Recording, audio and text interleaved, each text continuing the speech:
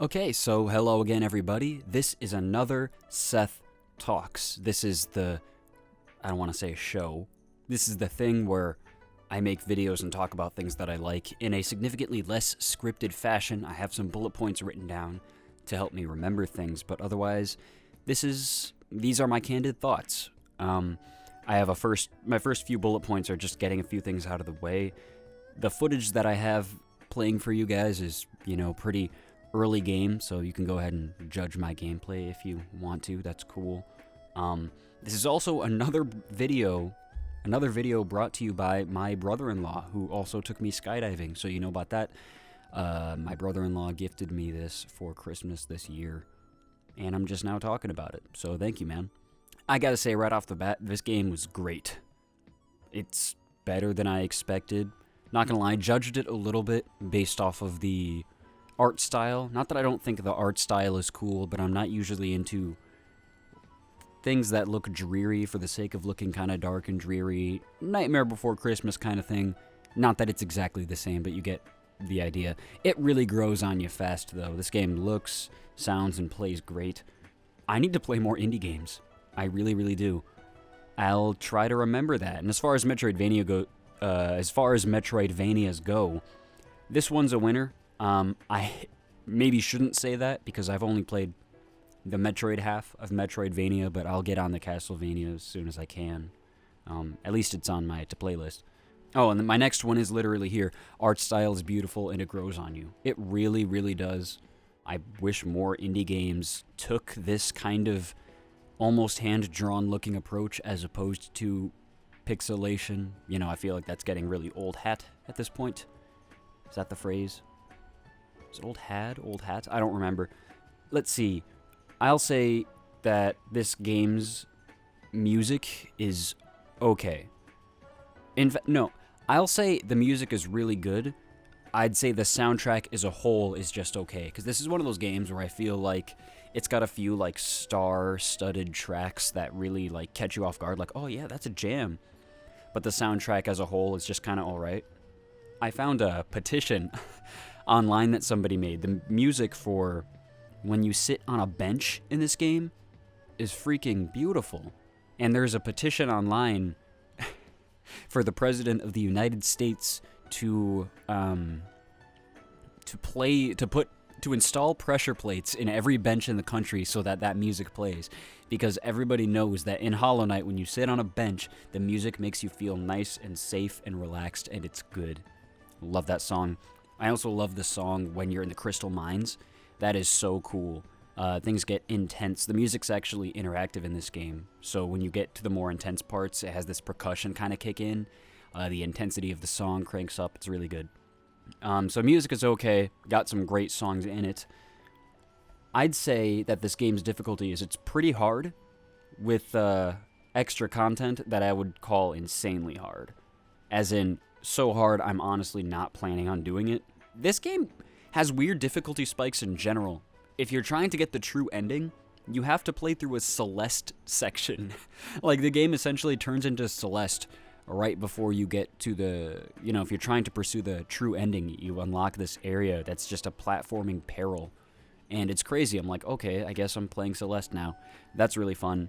But I will say and this ties in with my next bullet point. My next bullet point says, I love how the combat is simple yet engaging, and then in parentheses I wrote, soul system and charms.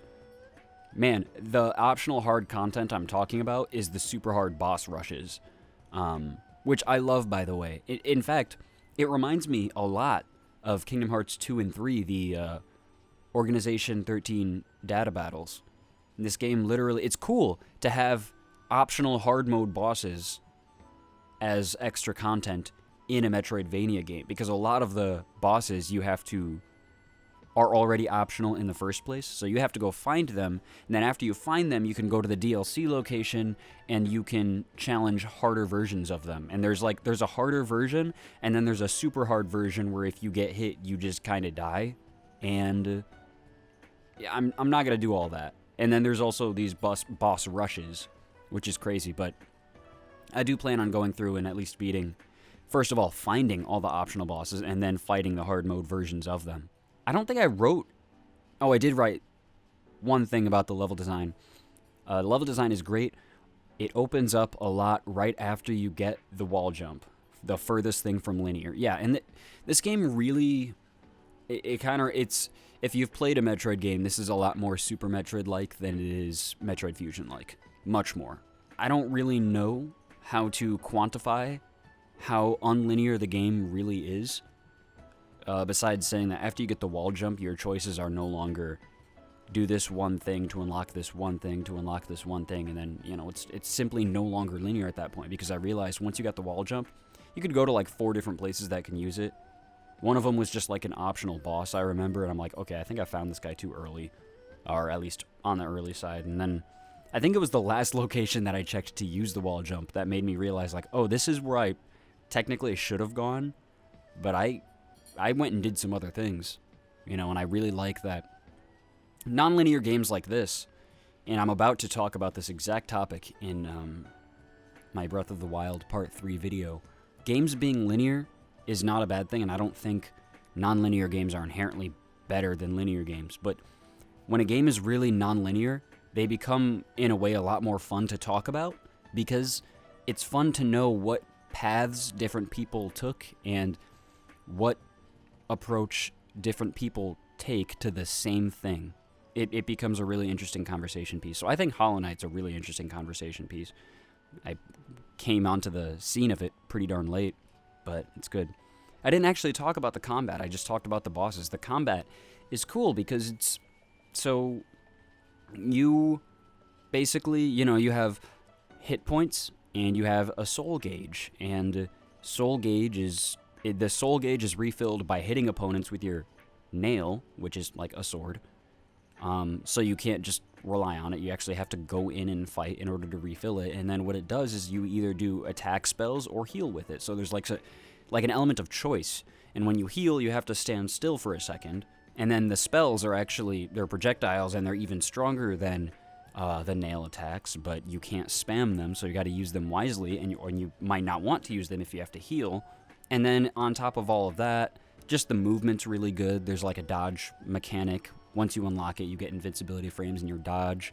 You can actually protect yourself if you time a nail swing really well. There's like a little parry sound.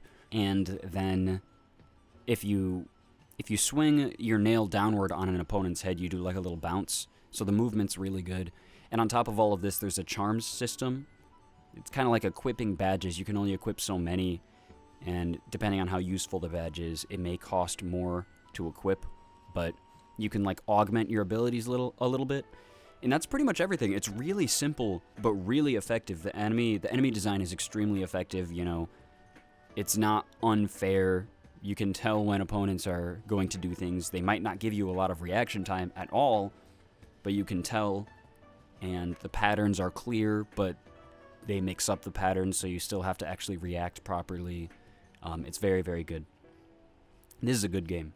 Let's see, I said it's hard, but yet somehow it's not too hard exploration-wise. Yeah, so despite being incredibly non-linear and difficult, it's still intuitive. I feel like in most Metroidvania games, or even Zelda games, there's a point at every game where it's like, man, where am I going, man? And I can't figure out where to go. And in this game, it only happened to me once, but it was my own fault. There's a really simple part near the end of the game where you find a key that's shaped like a symbol, and you simply have to take... There's a door with that same symbol on it, so you have to take that key to that door, but I simply couldn't remember where I saw that symbol, so that was entirely my fault.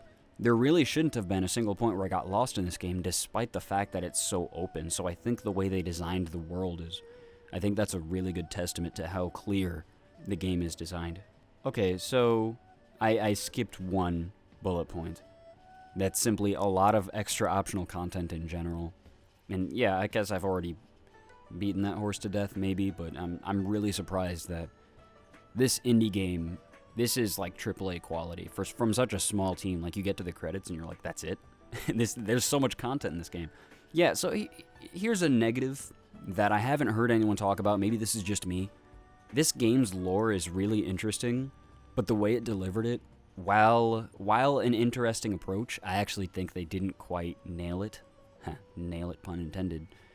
Well, it wasn't at first. Anyway, in Metroid Prime, the game is pretty much entirely silent, but you can fill yourself in by choosing to scan the environment and different pieces of the environment. And so the lore is very vague in Metroid Prime, but you can choose to seek it out, and when you seek it out, it's pretty direct. This game tries to take the same approach, where the lore is, you definitely have to seek it out by, like, talking to random bugs and inspecting different objects and whatnot. But it's not clear, so the lore is really, like, intentionally vague, but then when you try to seek it out, it's still intentionally vague, and I'm honestly, like, I got to the end of the game, and I still only kind of knew what the heck was going on. And then I looked it up on a Wikipedia article, and I'm like, that's really interesting. It's really interesting when I read it in a Wikipedia article. And it's not even uninteresting in the game, but it isn't told effectively, in my opinion. I think it tries a bit too hard to be mysterious, and maybe I'm just kind of dumb, but when I Googled, like, the Hollow Knight story, a lot of people actually felt the same way, so I know they're coming out with a sequel. I kind of hope the sequel's storytelling is a bit more direct. Let's see. And then this is my only other negative, is I found the criteria for getting the extra endings was a bit too specific. Like, I go, and I'll give you 10 seconds to click off the video here.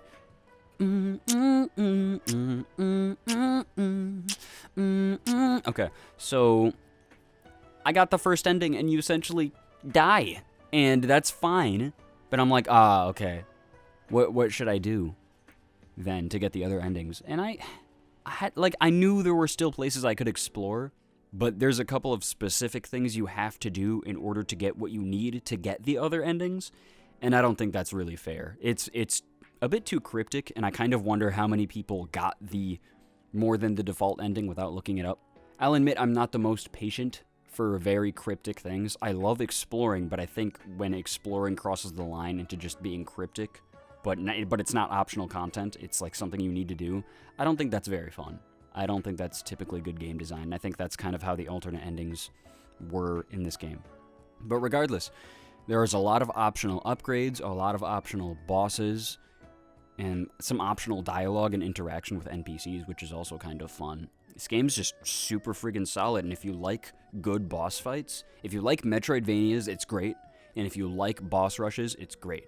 And this game is, like, A tier in both of those specific things, and guess what? Those are, like, two of, honestly, some of my favorite things. So I don't think I'll do the super hard mode boss rushes in the game, but I'm gonna fight all the bosses and find all the optional upgrades. So this game, I've been sleeping on it.